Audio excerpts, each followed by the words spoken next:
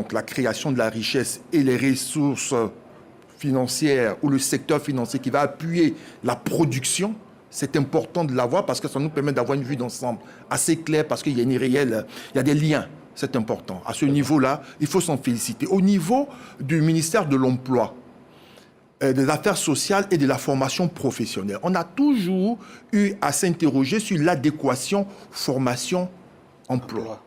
Or, nous savons que dans le processus d'industrialisation de notre pays, la formation professionnelle va connaître un bond qualitatif. Et donc, il est très important que le ministre qui est en charge de l'emploi puisse avoir un regard sur la formation de ceux qui seront sur le marché de l'emploi. Ça fait cohérent. Troisième élément de cohérence, c'est au niveau de notre politique étrangère. On a le ministère des Affaires étrangères et de la coopération internationale. Pourquoi la coopération internationale? Nous sommes dans un monde où les conflits sont de plus en plus nombreux, où on a des positions tranchées. Mais la Côte d'Ivoire reste fidèle à elle-même, c'est-à-dire un pays ouvert, ami de tout le monde.